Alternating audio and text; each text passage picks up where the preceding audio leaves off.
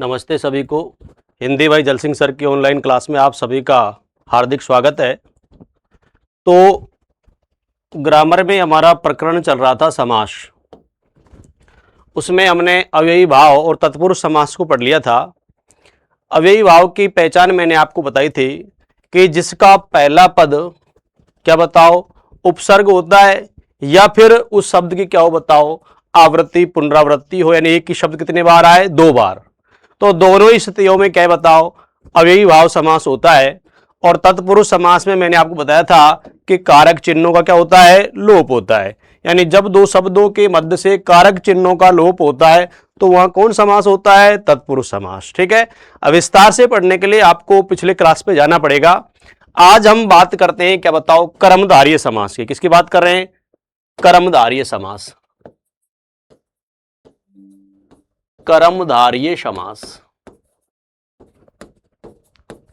तो कर्मधारय जो समास है उसकी परिभाषा होती है कि जिस समास में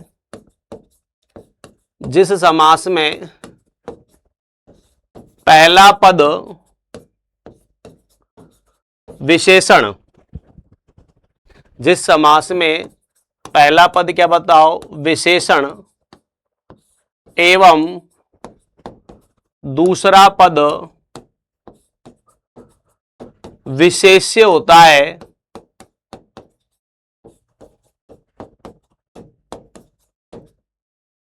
एवं उपमान उपमेय होते हैं, एवं उपमान उपमेय होते हैं,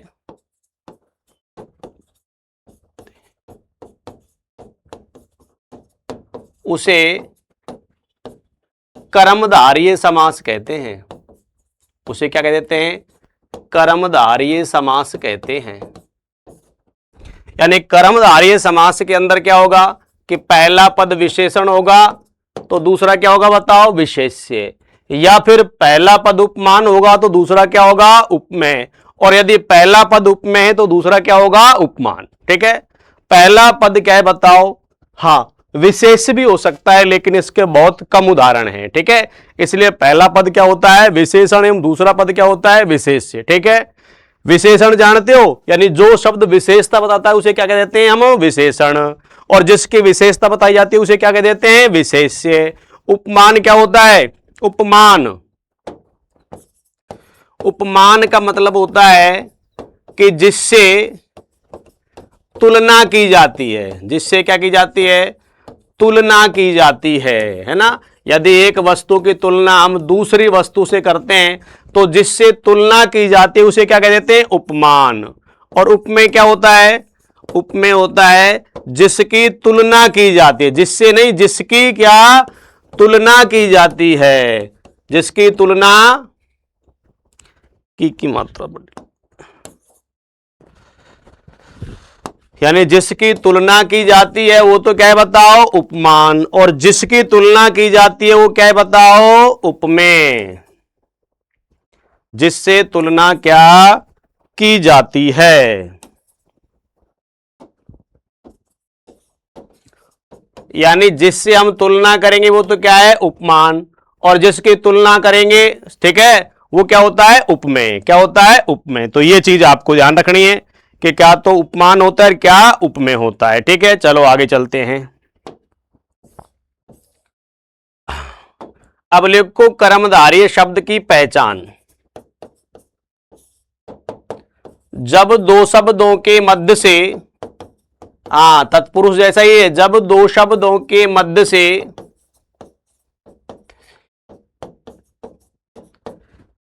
है जो, क्या है जो के समान, है जो के समान। ठीक है, इधर भी कॉमा लगाना है जो के समान, वह रूपी का लोप होता है। वह लगा दिया तो अल्प विराम की जरूरत नहीं, वह क्या बताओ रूपी का लोप होता है,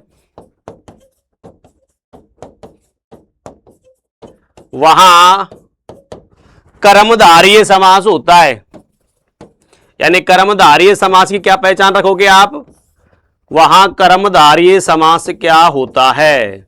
तो कर्मधारय समास की क्या पहचान है कि जब दो शब्दों के मध्य से, क्या बताओ, है जो के समान वह रूपी का लोप होता है तो वहां कौन समास होगा? कर्मधारय समास। कौन समास होगा? कर्मधारय समास। इसका मतलब यह है कि जब हम दो शब्दों को जोड़ेंगे तो उन दो शब्दों के मध्य से, क्या बताओ, हाँ, किसका? के समान है जो वह रूपी का लोप होता है। इसका मतलब यह हुआ कि जैसे मैंने आपको तत्पुरुष पढ़ाए, तत्पुरुष समास पढ़ाया, तो मैंने कहा था कारक चिन्हों का लोप होता है। जब विग्रह कर देते तो फिर कारक चिन्ह हम, क्या बताओ, लगाते थे। यही तो होता है। मैंने आपको कहा कि भाई कठपुतली, तो का लोप हुआ है, हमने किया था, बताओ, काट के पुतली। कन्यादान, बताओ क्या होगा? कन्या के लिए नहीं, कन्या का दान। कन्या का दान, तो किसका लोप हुआ? का। किसका लोप हुआ? का। मैंने कहा हवन सामग्री, तो क्या विग्रह होगा? हवन के लिए सामग्री को। किसका लोप हुआ? के लिए का। तो इसी प्रकार जो कर्मधारय समास है उसमें तीन का लोप होता है जो का, के समान का और रूपी का। अब ये कब कब होता है ये आपको समझना है, ठीक है। उसमें तो पता है कि भाई कर्म तत्पुरुष पढ़ रहे हैं तो को का लोप होगा, कर्ण पढ़ रहे हैं तो से या के द्वारा का होगा। तो जो भी तत्पुरुष का भेद था उसी के कारक चिन्हों का लोप होता है। तो इसमें आपको क्या लिखना है वो देखो, लिखो एरो लगा के, इस समास का विग्रह करने पर, यानी हमें क्या करना है? विग्रह करने पर विशेषण विशेष्य, क्या बताओ, इधर लिख देते हैं, चलो, विशेषण विशेष्य के मध्य है जो, यानी अगर वह शब्द, क्या बताओ, विशेषण विशेष्य है तो विग्रह करते समय उनके मध्य क्या लगाओगे? है जो। एवं उपमान उपमेय के मध्य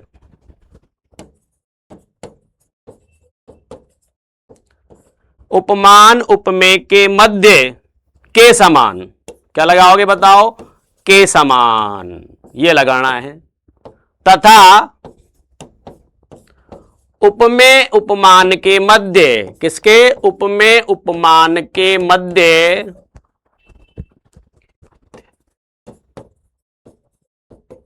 रूपी शब्द लगाया जाता है। कौन सा शब्द? रूपी शब्द क्या लगाया जाता है। तो आपको क्या याद रखना है? अगर विशेषण विशेष्य है तो विग्रह करते समय आपको किसका प्रयोग करना है जो का। और यदि उपमान उपमेय हो तो उनके मध्य आप क्या लगाओगे? के समान। और यदि पहले उपमेय हो बाद में उपमान हो तो आप किसका प्रयोग करोगे भाई? रूपी का। किसका प्रयोग करोगे? रूपी का। एग्जाम्पल समझो, एक बार तो ये समझा देता हूं मैं आपको। देखो,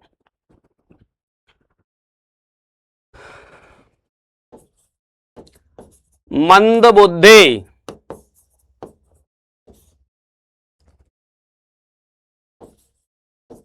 भवसागर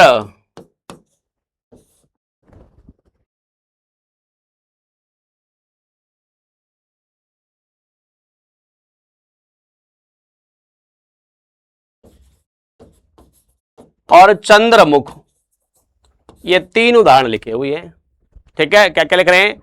मंद बुद्धि, भवसागर और क्या बताओ? चंद्रमुख, ठीक है।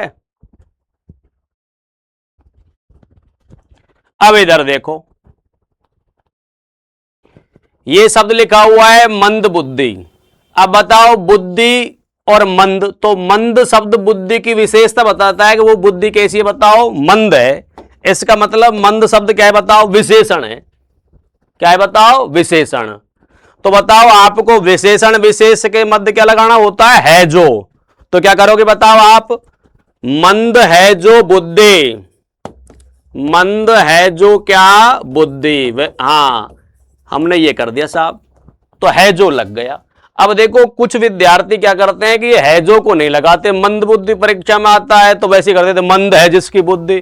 तो इसका मतलब है अब आप कर्मधारय नहीं, आप बहुब्री समास पर पहुंच गए। है जिसकी, है जिसका, वो तो किस में लगते हैं, बहुब्री समास में। और हमारा प्रश्न क्या हो जाता है, गलत हो जाता है। तो बिल्कुल आपको क्या लगाना है जो, मंद है जो बुद्धि। अब इधर देखो, अब हमारे पास दो शब्द, एक तो भव है, एक क्या बताओ, सागर है। अब मुझे बताओ भव माने क्या होता है, संसार, और सागर का मतलब सागर है ही समुद्र। तो बताओ यहां सागर की तुलना संसार से हो रही है या संसार की तुलना सागर से हो रही है, बताओ। यानी ये भव माने क्या होता है, संसार, संसार की तुलना सागर से करते हैं या सागर की तुलना संसार से करते हैं, बताओ।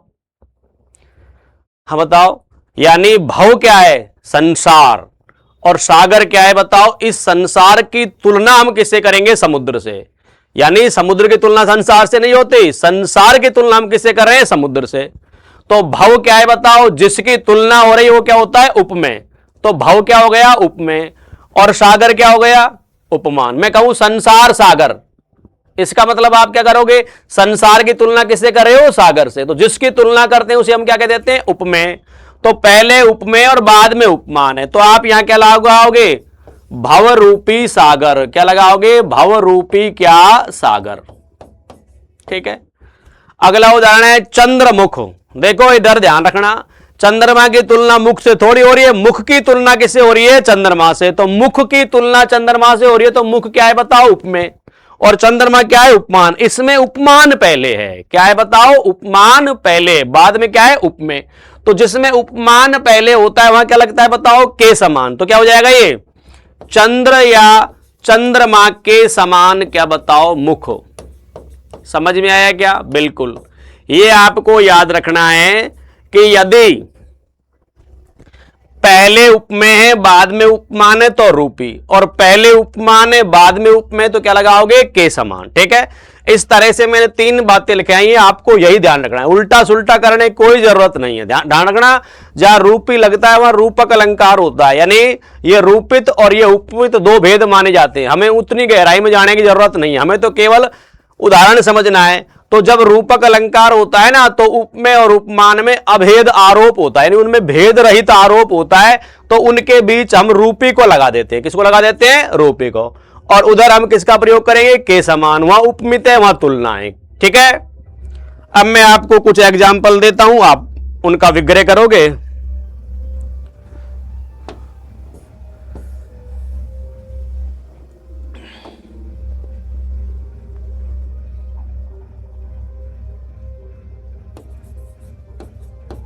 पीतांबर, नीलकमल,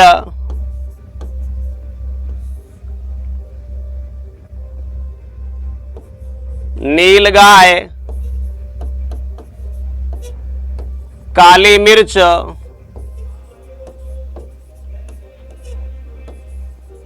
खड़ी बोली, सुंदरलाल,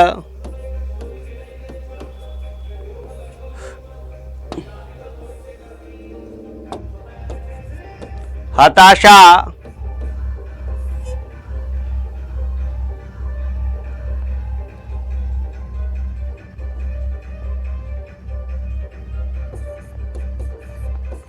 शुभागमन,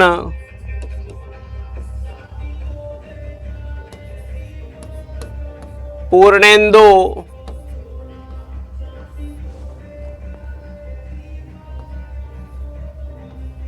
पूर्णेंदु। तो ये सारे जो एग्जाम्पल हैं वो विशेषण विशेष्य के हैं।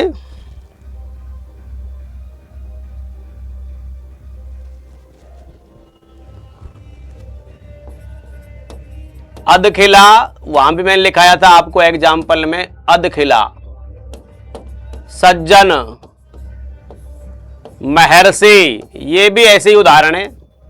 तो देखो अब ये सब विशेषण विशेष्य हैं, तो अब विग्रह करेंगे तो मैंने आपको क्या बताया है जो लगाना है। बताओ नील कमल का क्या हो जाएगा, बिल्कुल नीला है जो कमल। आपको तो क्या लगाना है जो लगाना है, नीला है जो कमल। बताओ नील गाय क्या हो जाएगा, नीली है जो गाय, विशेषण हो गई। काले मिर्च, काली है जो मिर्च, और पीतांबर कर्मधारय में तो क्या करोगे, पीत है जो क्या अंबर, क्या कर दोगे विग्रह, पीत है जो अंबर। खड़ी बोली का क्या हो जाएगा, बोली की विशेषता बताई कि वो खड़ी है, खड़ी है जो क्या बताओ बोली। सुंदर लाल क्या हो जाएगा बताओ, सुंदर है जो लाल। हताशा क्या हो जाएगा, हत है जो आशा, यानी पहले से ही हत हो चुकी है, समाप्त हो चुकी है। शुभ आगमन बताओ, शुभ है जो आगमन। इस तरह से यानी आपको है जो लगाना है, क्या लगाना है जो, और जब भी है जो का लोप हो तो वहां कौन समास कर देंगे हम, कर्मधारय। बताओ पूर्णेंदु क्या हो जाएगा, पूर्ण है जो इंदु, पूर्ण है जो क्या बताओ इंदु। हाँ, अध खिला, आधा है जो खिला, आधा है जो खिला, अध खिला। सज्जन का क्या हो जाएगा बताओ, सत है जो जन, सत है जो क्या जन। और महर्षि का क्या हो जाएगा, महान है जो ऋषि, या महा है जो ऋषि। तो आपको यह याद रखना है कि कर्मधारय समास में विशेषण विशेष्य होने पर हम दो शब्दों के मध्य किसका प्रयोग करते हैं, है जो का। किसका करते हैं, है जो का। ठीक है, ये तो विशेषण विशेष्य के थे। अब हम देखेंगे किसके बताओ, उपमान और किसके, उपमेय के। लिखो, कमल नयन,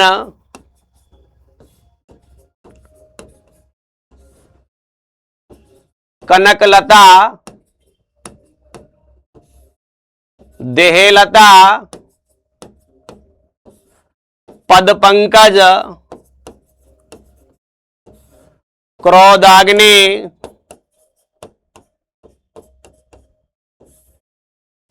मुखारविंद, मृगनयन,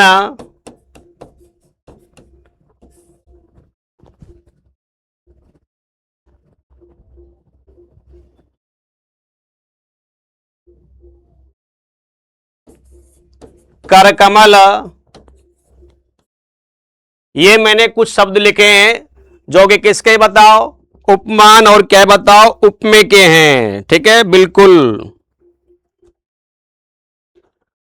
अब देखो, कमल नयन, देखो एक चीज मैं आपको बता दूं, शरीर का अंग चाहे किधर भी हो वो उपमेय होगा, क्योंकि कवियों ने क्या किया है, नायक और नायिका के शरीर के अंगों की तुलना के लिए अनेक उपमानों का प्रयोग किया है। तो नयन इसमें उपमेय है और कमल इसमें क्या है बताओ, उपमान। कि नेत्रों की तुलना हम कमल से करते हैं, कमल की तुलना नेत्रों से थोड़ी करते हैं। तो नयन उपमेय जो बाद में, कमल उपमान है जो पहले है। तो पहले उपमान होता है तो हम क्या लगाते हैं, के समान। तो बताओ क्या कह देंगे, कमल के समान नयन, कमल के समान क्या नयन, बिल्कुल। अगला क्या है बताओ, कनक लता। कनक का मतलब सोना और लता का मतलब लता। अब बताओ, लता की तुलना हम कनक से करते हैं या सोने की तुलना लता से करते हैं। Very good. यानी अगर कोई लता है पीले रंग के तो उसकी तुलना हम किससे कर देते हैं, कनक से। तो बताओ क्या हो जाएगा ये, हाँ, पहले उपमेय कहां है, बाद में, उपमान कहां है, पहले। तो भैया क्या हो जाएगा बताओ, ये कनक के समान लता, कनक के समान क्या हो जाएगा बताओ, लता। अब क्या है बताओ, देहलता। क्या, देहलता। अब बताओ, किसी की देह पतली है तो उसे किसके समान, लता से उपमित कर दिया जाता है। ठीक है, उसे किसके समान, लता के समान। अब इसमें देह पहले आ गई और लता कहां है बताओ, बाद में। अगर के समान हो जाएगा तो ये हो जाएगा देह के समान लता, वो तो गलत हो जाएगा। और जहां के समान गलत है तो फिर क्या लगेगा, रूपी। क्योंकि इसमें देह इधर है और देह क्या है बताओ, उपमेय। पहले उपमेय हो तो फिर किसका प्रयोग करेंगे, रूपी का। और ये क्या हो जाएगा, देह रूपी क्या लता। अब बताओ क्या आया, पद पंकज। तो बताओ, पंकज माने कमल होता है, पद माने पैर। तो मैंने कहा शरीर का अंग किधर भी हो वो उपमेय है। तो पहले उपमेय हो गया, बाद में क्या हो गया, उपमान। तो फिर किसका प्रयोग करेंगे, रूपी का। बताओ क्या बनेगा, ये पद रूपी क्या पंकज। अगला क्या है बताओ, क्रोधाग्नि, यानी अग्नि की तुलना क्रोध से थोड़ी करते हैं, क्रोध की तुलना किससे करते हैं, अग्नि की, अग्नि से। तो क्या हो जाएगा बताओ, क्रोध रूपी क्या अग्नि, क्रोध रूपी क्या अग्नि। अब बताओ पहले मुख आ गया, बाद में अरविंद माने भी कलम कमल ही होता है, तो क्या हो जाएगा बताओ इसमें, मुख उपमेय पहले अरविंद बाद में, तो क्या हो जाएगा ये मुख रूपी अरविंद, क्या हो जाएगा, मुख रूपी क्या अरविंद। मृग नयन, अब देखो इसमें नेत्र इधर है और मृग पहले है, तो इसका मतलब है कि पहले उपमान है और बाद में क्या है बताओ, उपमेय, तो ये क्या हो जाएगा, मृग के समान नयन, मृग के समान क्या नयन, इस तरह इसका विग्रह कर देंगे। कर कमल, अब हाथ इधर आ गया तो पहले उपमेय तो रूपी लगेगा, बताओ क्या हो जाएगा, कर रूपी क्या कमल। तो ये आपको याद रखना है कर्मधारय समास में कि विशेषण विशेष होने पर दो शब्दों के मध्य क्या है बताओ, है जो, या हम कह सकते हैं कि दो शब्दों के मध्य से है जो का लोप होता है, तो वहां कौन सा विशेषण विशेष से कर्मधारय होता है। विशेषण विशेष ऑप्शन में मिलेगा नहीं तो आपको कर्मधारय करना है, या फिर किसका योग मिले, उपमान और उपमेय का, किसका योग मिले, उपमान और उपमेय का। तो हमें करना है कौन सा समास, कर्मधारय समास, ठीक है। आगे हम चले तो अगला जो समास है वो है हमारा कौन सा बताओ, द्विगु समास। नंबर 4 द्विगु समास। लिखो, जिस समास में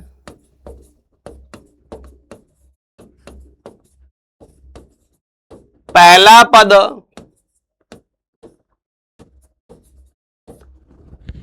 संख्यावाचक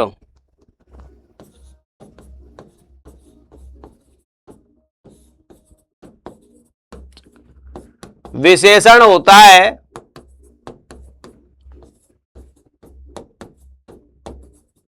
एवं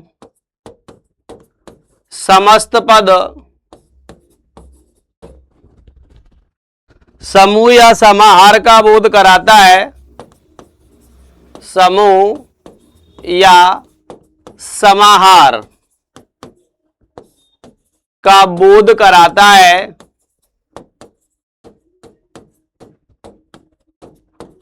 उसे द्विगु समास कहते हैं।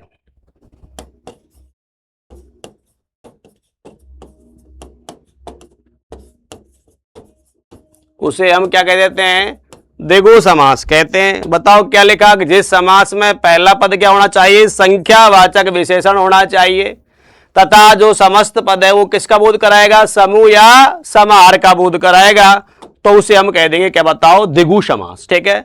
सबसे पहले तो द्विगु खुद ही उदाहरण है, द्विगु, इसका विग्रह करेंगे तो दो गायों का समूह, दो गायों का क्या समूह। अब इधर देखो, पहला पद संख्यावाचक भी आ गया, द्वि का मतलब दो होता है, और गायों का समूह आ गया, अर्थात पहला पद संख्यावाचक भी है और समूह का बोध भी कराता है।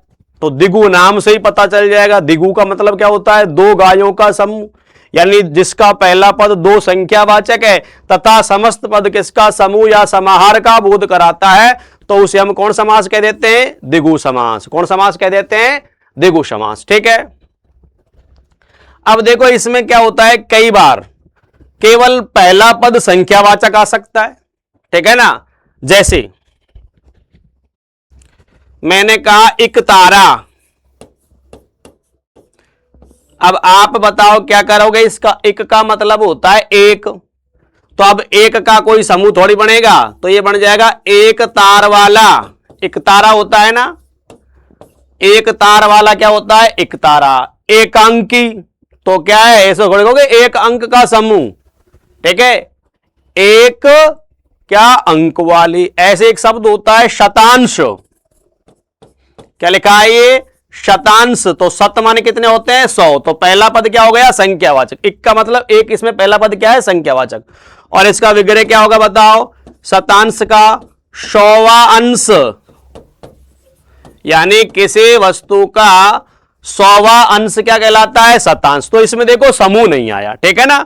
तो मैंने आपको क्या समझाया था कि पहला पद संख्यावाचक भी हो सकता है और समस्त पद समूह या समाहार का बोध कराए तो अच्छा है ही, नहीं कराता कई बार अगर पहला पद संख्यावाचक है तो भी फिर द्विगु हो जाता है, ठीक है। ऐसे ही हम पढ़ते हैं चतुर्वेदी, तो ये थोड़े कहेंगे 4 वेदों का समूह, हम कहेंगे 4 वेदों का ज्ञाता, ठीक है।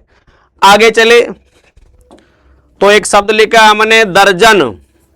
अब देखो इसमें पहला पद संख्यावाचक नहीं है, लेकिन विग्रह करेंगे तो ये बनेगा क्या बताओ? 12 का समूह। परंतु ये समूह का बोध तो करा रहा है ना, इसलिए इसमें भी कौन समास माना जाएगा? द्विगु समास। क्या माना जाएगा? द्विगु। बाकी देखो मैंने कहा था कि पहला पद संख्यावाचक तथा समस्त पद समूह या समाहार का बोध कराए, लेकिन कुछ उदाहरण इसके अंदर ऐसे भी आ सकते हैं कि जिनमें पहला पद संख्यावाचक विशेषण तो होगा लेकिन वह समूह या समाहार का बोध क्या नहीं कराएगा, तो भी हमें द्विगु करना है, ठीक है। पहला पद क्या है बताओ? संख्यावाचक विशेषण है, ठीक है। दोनों बात मिल जाए तो बहुत अच्छी है, ठीक है। जैसे शताब्दी, तो शताब्दी को तो हम क्या कह देंगे? बिल्कुल 100 वर्षों का समूह। 100 वर्षों का क्या बताओ? समूह। आगे चले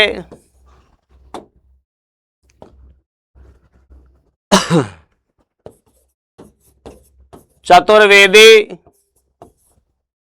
तो क्या कहोगे आप? 4 वेदों का ज्ञाता। समूह नहीं करना है यहां, 4 वेदों का ज्ञाता, इसलिए क्या हो गया? ये चतुर्वेदी। त्रिवेदी आ जाए तो 3 वेदों का ज्ञाता, ठीक है। मैंने कहा नवरात्र, नवरात्रि नहीं होता है, शब्द क्या होता है? नवरात्र। तो क्या होगा? नवरात्रियों का समूह।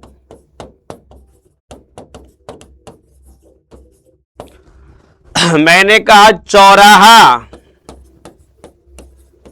तो क्या करोगे बताओ? 4 राहों का समाहार, यानी समूह नहीं है, मिल रहे हैं तो क्या हो गया? समाहार, ठीक है, बिल्कुल। आगे चले, बहुत उदाहरण है। तिबारा, क्या बनेगा? 3 बार। बार का मतलब होता है क्या बताओ? द्वार का समूह। ऐसे चौबारा नहीं आएगा, उसमें कोई 4 दरवाजे नहीं होते हैं, तिबारे में 3 होते हैं, इसलिए इसको लेंगे। आगे चले, दुपट्टा, क्या बनेगा बताओ? 2 पाटों का समूह। पाट नाप होती है, कपड़े नापते हैं ना तो पाट होते हैं, तो ये 2 पाट होते हैं उसमें, इसलिए इसका नाम छोटा होता है। बड़ा ओढ़नी होती है वो तो 4-5 पार्ट की होती है, और जो छोटा होता है ना वो 2 ही पार्ट का होता है, इसलिए उसे क्या कह दिया बताओ? दुपट्टा। क्या कह दिया? दुपट्टा।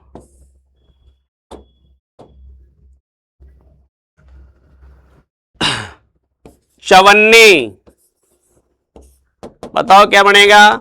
4 आनों का समूह। तो बिल्कुल द्विगु समास, आप द्विगु से ही काम चल जाएगा, क्योंकि द्विगु का मतलब क्या होता है? 2 गायों का समूह, इससे ही आपका काम चल जाएगा, ठीक है। इसको आप ध्यान रख लेना। पनसेरी एक शब्द होता है, क्या? पनसेरी क्या होता है? ये 5 शेर का समूह। शेर एक नाप होती है, वो शेर नहीं है। पनसेरी 5 शेर का क्या समूह। तो बिल्कुल जिस समास में पहला पद संख्यावाचक होता है उसे हम कौन सा समास कह देते हैं? द्विगु समास। कौन सा? द्विगु। और समस्त पद समूह या समाहार का बोध कराता है। किसका बोध कराता है? समूह या समाहार का, ठीक है। चलो आगे हम पढ़ेंगे, तो अगला जो अपना समास है द्वंद्व समास। ऐसे ही लिखना है जैसे मैंने लिखा है, द्वंद्व समास, ठीक है। लिखो, जिस समास में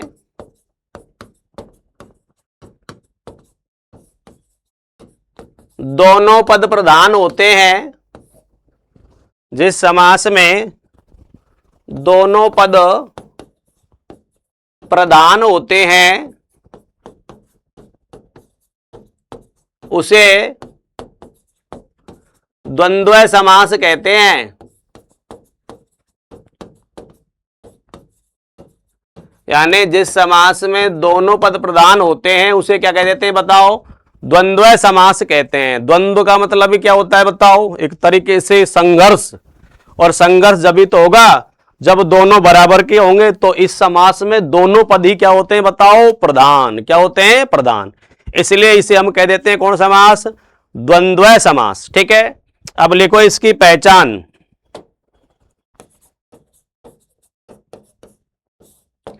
जब दो शब्दों के मध्य से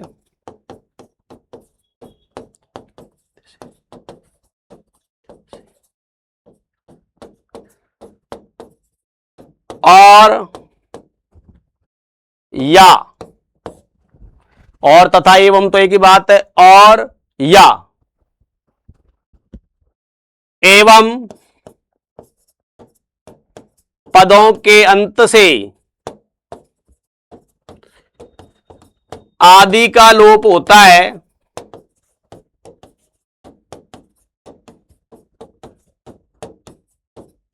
वहां द्वंद्व समास होता है।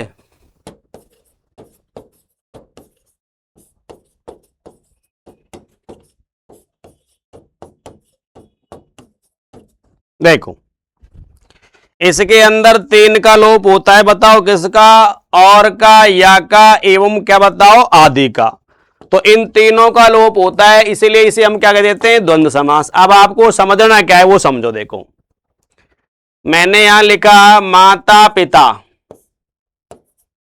क्या लिखा? माता पिता। अब इसका विग्रह करना है, क्या बताओ? माता और पिता, माता या पिता, माता पिता आदि, ये तीन विग्रह कर दिए मैंने। ठीक है, अर्थात ये मानो कि ये तीनों शब्दों का यदि हम सामासिक पद बनाएंगे तो एक ही बनेगा, क्या बताओ? माता पिता। क्लियर हुआ ना? अब देखो इनका अर्थ अलग अलग है। माता और पिता का मतलब तो दोनों, ठीक है। माता या पिता का मतलब है दो में से कोई एक। तो कुछ शब्द ऐसे आते हैं, हम द्वंद्व समास के अंदर पढ़ते हैं कि वो आपस में विपरीतार्थक होते हैं और वो एक साथ नहीं हो सकते। ठीक है, तो फिर उनके बीच में हम किसका प्रयोग लगा देते हैं? या का। जैसे सुख दुख, है ना? तो अब ये थोड़ी कहेंगे सुख और दुख, या तो सुख या फिर क्या? दुख। तो उनके बीच में या लगाया जाता है। अंतर देखो, माता और पिता का मतलब तो दोनों हो गए। अगर इसका विग्रह करूं मैं माता या पिता, तो इसका मतलब है दो में से कोई एक। ठीक है ना? और यदि मैंने लिख दिया माता पिता आदि, तो इसका मतलब है कि माता पिता आदि का मतलब है इसमें चाचा ताऊ भाई बहन सब चले जाएंगे। ठीक है, इसका मतलब ये पूरे समूह को दर्शाता है। तो द्वंद्व समास के भी दो भेद होते हैं। ठीक है, एक तो होता है इतरेतर द्वंद्व, जिसके अंदर और का लोप होता है। दूसरा होता है विकल्पक द्वंद्व, यानी दो विकल्प हैं, इनमें से क्या बताओ? एक।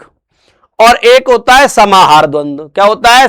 अब देखो इसमें आदि अंत में आए, इसलिए मैंने क्या लिखा है? एवं पदों के अंत से किसका लोप होता है? आदि का लोप होता है। तो ये जो हमारा समाहार द्वंद्व है, इसमें पदों के अंत में आदि लगता है। ठीक है, अर्थात ये समूह बनाने का काम करता है। तो तीनों ही कंडीशनों में हो सकता है, तीनों का ही लोप होता है। और भेद परीक्षा में नहीं आते, लेकिन उदाहरण तीनों के आ जाते हैं, या फिर ऐसा कोई दे दे कि हम और ही और को रट जाए।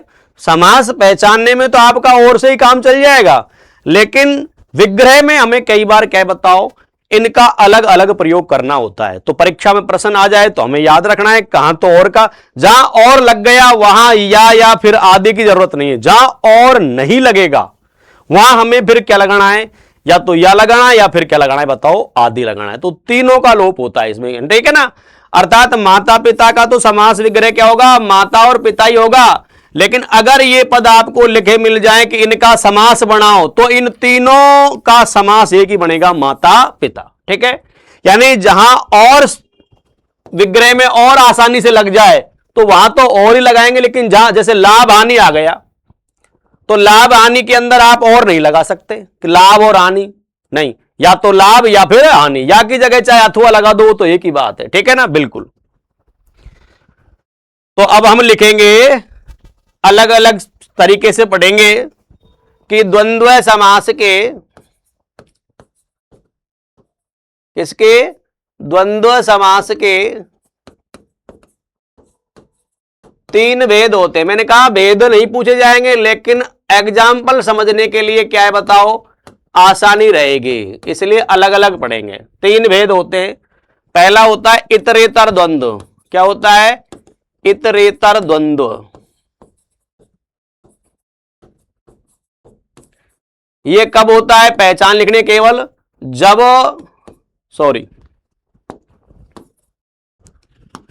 जब दो शब्दों के मध्य से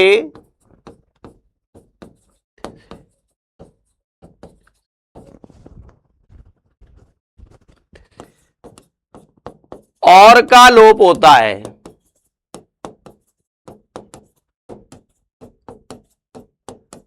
वहां इतरेतर द्वंद्व समास होता है,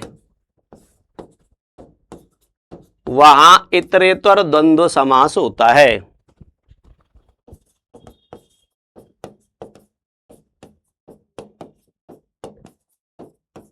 ठीक है, यानी इसके अंदर किसका लोप होगा? केवल और का लोप होगा। किसका होगा? और का। लिखो तो एग्जाम्पल जैसे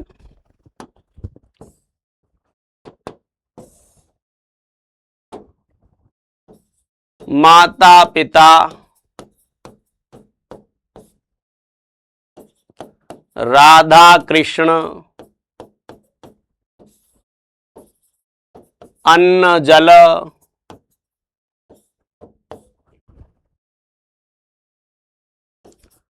पच्चीस, हरिहर, 68, लोटाडोर, क्या? लोटाडोर, दिन रात,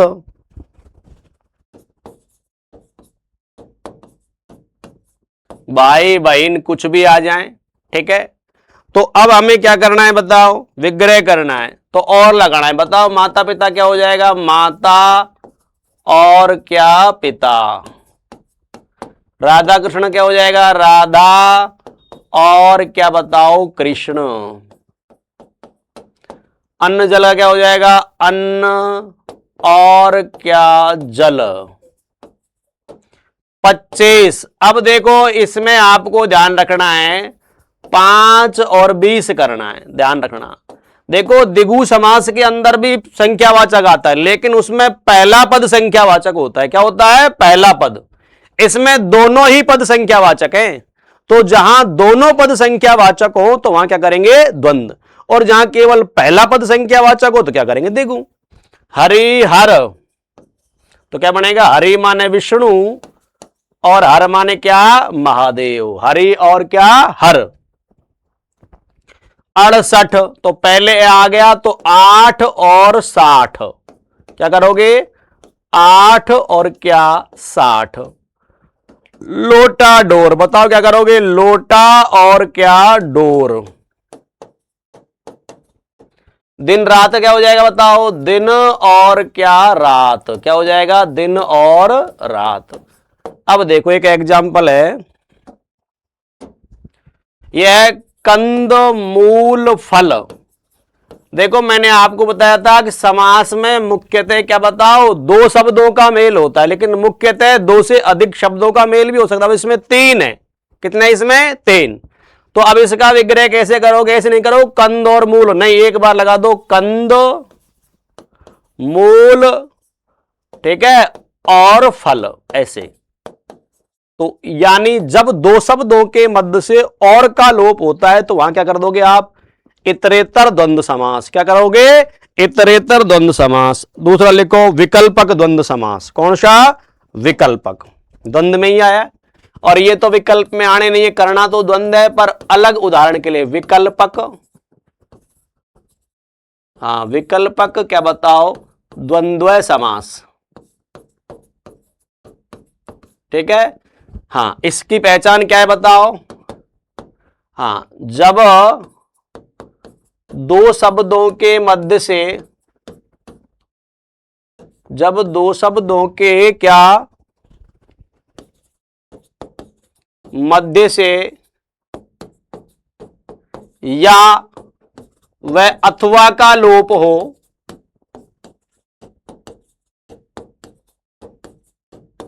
वहां विकल्पक द्वंद्व समास होता है। वहां विकल्पक क्या बताओ, द्वंद्व समास होता है।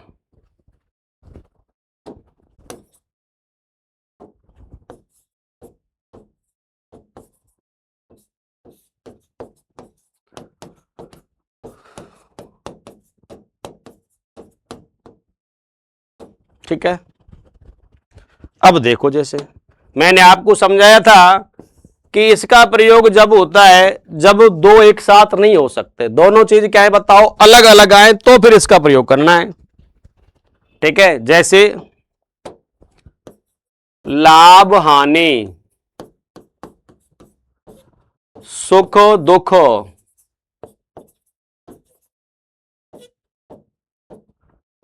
जीवन मरण, यश अपयश, धर्मा धर्म, क्या धर्मा धर्म, बिल्कुल ये जब भी होते हैं जब एक दूसरे विलोम हो। विलोम तो दिन रात भी आते हैं, लेकिन वो तो एक साथ आ सकते हैं कि वो दिन और रात मेहनत करता है, तो वहां तो और लग सकता है। जहां और लग सकता है वहां तो क्या लगाओगे आप, और ही लगाओगे। जहां और नहीं लगेगा वहां फिर आप क्या बताओ, या का प्रयोग करोगे। ठीक है। पाप पुण्य और एक दो, ये लो साहब। अब बताओ क्या लगाओगे आप इसमें, या का प्रयोग करोगे या अथवा का। बताओ लाभ हानि क्या हो जाएगा, लाभ या हानि या लाभ अथवा हानि। या और अथवा तो एक ही बात है, लाभ या हानि। बताओ सुख दुख का क्या हो जाएगा, सुख या फिर क्या बताओ दुख। बताओ जीवन मरण क्या हो जाएगा, जीवन या मरण। बताओ यश अपयश क्या हो जाएगा, यश या फिर क्या अपयश। और बताओ धर्म धर्म क्या हो जाएगा, धर्म या अधर्म। पाप या पुण्य, पाप या फिर क्या पुण्य। एक दो, बताओ एक या दो, यहां भी या का ही प्रयोग होगा। तो इसमें भी दोनों पद संख्यावाचक हैं। तो मैंने कहा था ना, पहला पद संख्यावाचक हो तो क्या करना है, दिगु। और दोनों पद संख्यावाचक हो तो फिर कौन सा समास करना है भाई, द्वंद्व समास करना है। कौन समास करना है, द्वंद्व समास करना है। चलो लास्ट एक और बचा है इसमें, समाहार द्वंद्व। कौन सा बता है, समाहार द्वंद्व।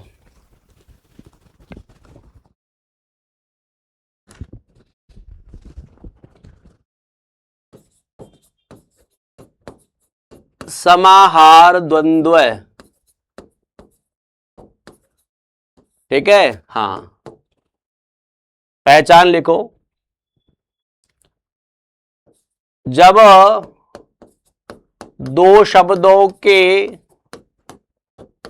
मध्य से नहीं अंत से आदि का लोप होता है, यानी ये समूह का बोध कराता है। आदि का लोप होता है, वहां समाहार द्वंद्व समास होता है। द्वंद्व समास होता है।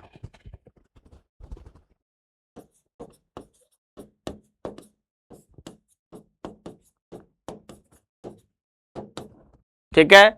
यानी होते तो इसमें दोनों पद प्रधान ही हैं, लेकिन वो समूह का बोध कराते हैं। जैसे दाल रोटी चाय वाय,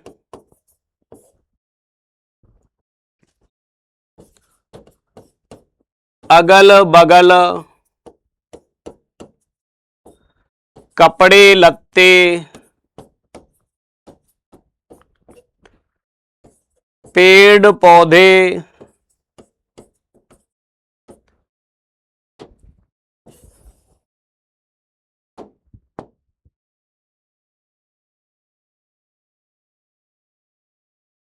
हाँ दाल रोटी, हाँ हाथ पैर या हाथ पांव कर दो, ऐसे हाथ क्या पांव, 100 200, 100 200, नॉन तेल।